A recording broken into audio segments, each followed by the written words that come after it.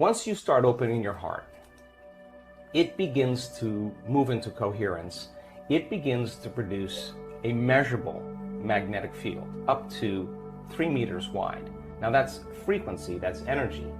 And all that energy, that frequency, carries information, carries an intent. So then when you're feeling gratitude and your heart is open, you're broadcasting energy into the field, a frequency. You lay the intent of the thought of your health or your wealth. That frequency can carry the thought of your wealth. It can carry the thought of your health. If you're suffering, suffering does not carry, that energy does not carry the thought of your wealth. It carries a different set of thoughts. So then we're teaching people how to self-regulate, because if you're going to believe in that future that you're imagining with all of your heart, it better be open and activated. Right. And you better know how to self-regulate. And you have to know the moment you disconnect from the energy of your future because of some circumstance in your life and you lose that feeling, if you're practicing it on a daily basis with your eyes closed, then the next level is to be able to open your eyes and do it right in the moment and be able to self-regulate and change the frustration from some experience in your life back to the energy of your future. Now, that requires great awareness and great effort. But if you have a community of people that are practicing this on a daily basis and they're connected to their future because that's where their mind is, they begin to want the future more than the emotions of the past. So we've done enough measurements to know that we can teach people how to do that, and we have evidence that people can sustain it for 45 minutes to an hour. It's a skill now. They know that they know how to do it. So now they have brain coherence and heart coherence. Well, once the heart begins to become orderly and coherent, it acts as an amplifier and it drives energy to the brain. So now the brain is getting more energy once the heart is open, and then you're thinking a different set of thoughts. And those thoughts produce different chemicals for you to feel more of that. And here comes nitric oxide from oxytocin, and then all of a sudden your heart literally starts to swell. It literally begins to open up, and there's more energy going there, and now you're coming from a different level of mind. When you have coherence in the brain and heart, you have a laser of energy, and it could read information much better. You're living in stress, and your brain is shifting its attention from one person to another problem, to another thing, to another place to go. Each one of those things, there's an assignment of neurological networks in the brain. So the arousal of the stress hormones drives the brain into this high frequency, and you're trying to control and predict everything in your life, and your brain circuits are firing like a lightning storm in the clouds. When your brain's incoherent, you're incoherent, and you don't have a signal. You don't have a Wi-Fi signal. You're not connected to the field. How could you connect to energy and information if your signal hasn't become orderly? So that when people synchronize their energy into coherence, they can synchronize to a possibility in the future, and the synchronicities that are feedback from the environment are just a reflection of your energy. And that's the universe saying, follow the breadcrumbs, do it again, follow it again, do it again. And now all of a sudden the person's not waking up in the morning like, oh, I gotta meditate now to create my future. They're kind of going like, I'm getting out of bed because I don't want the magic to end, right? They want to sustain that state so that the old reality that they've lived in begins to transform into something new. And because there's no longer a vibrational match with everyone and everything in their past and present reality, there's a vibrational match to their future, and now that future is starting to give them signals. Thoughts, to me, produce an electrical charge in the quantum field, and feelings produce a magnetic charge in the quantum field. And how you think and how you feel broadcasts an electromagnetic signature that influences every single atom in your life. The thought sends the signal out. Now think about this. And the feeling draws the event back. So you could have the intent that you want wealth, you want health, you want success. That's your intent, that's your thought. But if you're waiting for the experience to happen to feel it, then you're not drawing the experience to you because you're not feeling the emotion, right? So then teaching people once again how to balance their thoughts and feelings, because you can enter that cycle either place. Sometimes we do a meditation, we start opening our heart, we start elevating the body's energy, and then those emotions can drive certain thoughts of your future. Other times, you open your awareness, you create brain coherence, you have the vision of your future, you begin to emotionally experience it. However you want to jump on that cycle, and then sustain it. Because the longer you're conscious of that energy, the more you're drawing your future to you. So then, most people spend their lives, right? We live in this realm called space-time, three-dimensional reality, and you move your body through space in three-dimensional reality. It takes time. Yeah. So everything, all your goals, all your dreams, all your visions, you're going to have to get your body up and drag it through space every day to pay off that, that home that's in your future, right? Right. When you create from the field instead of from matter, when there's a vibrational match between your energy and some potential, and your thoughts and feelings are coherent, now you are going to begin to collapse time and space, where the experience is going to be drawn to you. Now you're the vortex to your destiny, and now you don't have to go anywhere to get it, because you're not playing by the rules of three-dimensional reality. You're playing by the rules of energy and the quantum. What happens to your immune system when you do that? Well, it turns out, we've done an experiment, just 10 minutes a day, 3 times a day with 120 people, trading resentment, frustration, fear for gratitude, appreciation, and thankfulness. Measure.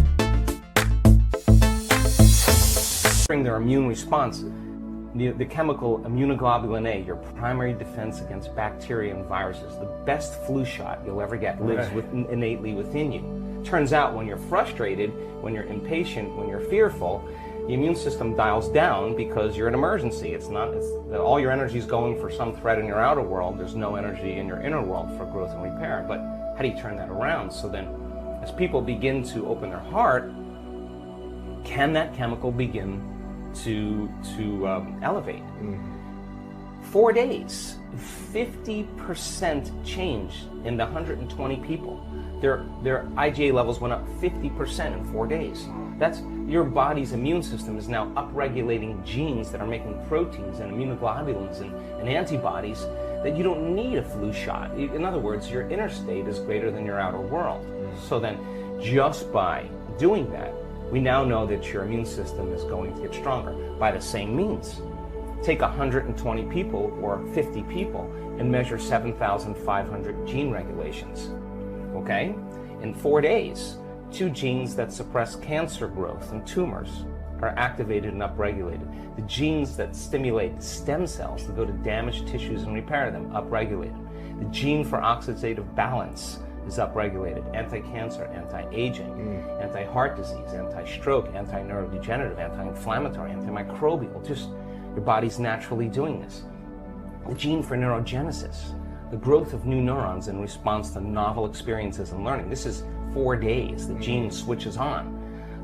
The gene for more balance in the pituitary and the pancreas. The gene for the microtubules of the cells, the little fibers that respond to energy and frequency. So in 4 days, we now know that you can change your genetic destiny if you just practice the inner work. We have research to show that 60 days of meditation, 5 days a week, will lengthen your life. The telomeres, the little shoestrings on the end of your DNA, get longer. That means your biological age is changing. So we have the evidence now to show people what's possible. We have brain scans that are so outside of normal that when neuroscientists see them, they're blown away, because the amount of energy that's in the brain during this transcendental moment.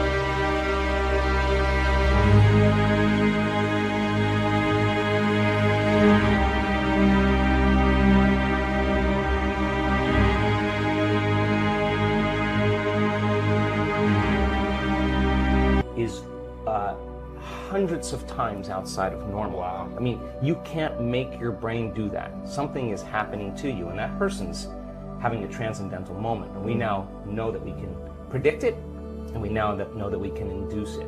So then there's the evidence there. Then you take our community and you see people with stage 4 cancer, with Parkinson's disease, with myasthenia gravis, with lupus, with MS, with brain injuries, with rare genetic disorders, with vertigo, tinnitus, all kidney failure, all kinds of health conditions, come to a week-long event, and then at the end of that event, they make significant strides in getting beyond the emotions of the past. Now think about this. The science says that the environment signals the gene. That's epigenetics. The end product of an experience in the environment is an emotion. So as long as you're living by the same emotion every single day, you're signaling the same gene in the same way.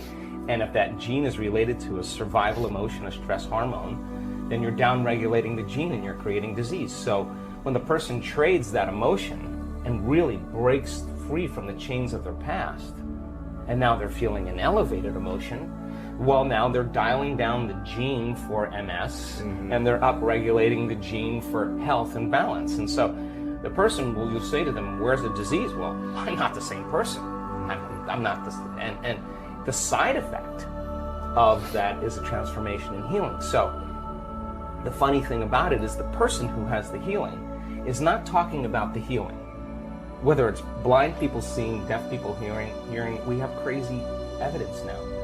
What they're talking about is how amazing they feel, because they're refreshed, they got a new lease on life. And so now we have evidence in our research, and that silences the critic to show that what's possible for people. And now we have evidence and testimony, that we have evidence where people will stand on the stage and say, hey, I broke my back in 3 places, I haven't been able to stand up straight, I came into this event hunched over, I couldn't lay down. Now this guy's jumping around on the stage, he's laying on his back, he's touching his toes, he's you can tell, I mean, he's having his moment. We changed somebody. Someone with Parkinson's disease can't swallow, can't chew, can't blow her nose, can't stand up. One moment, the next thing you know, she's blowing her nose, chewing and swallowing. We changed her body, we changed her life, and we changed her future. And she doesn't look like a movie star, and she doesn't look like she's a vegetarian, and she doesn't look like she's buffed. She just looks like a normal person. Now the person in the audience who's watching that and looking at this person and seeing that they're no different than them, it just starts to cause them to think, if someone else can do it, I can do it. So you see the person with the stage 4 cancer that got the voodoo curse that they have 3 months to live. And now they have no evidence of cancer in their body, and they're standing on the stage telling that story, and somebody in the audience is checking her out going, I have the same condition, and if she can do it, I'm going to step right in that footprint. I'm going to do it the way she did it. And all of a sudden, you start seeing this change in the community in a week-long event, because once there's a breakthrough, right? I mean, it's like a 4-minute mile. It's in the field, you know? But it's not only in the field. You're seeing evidence in three-dimensional reality, and evidence is the loudest voice right now.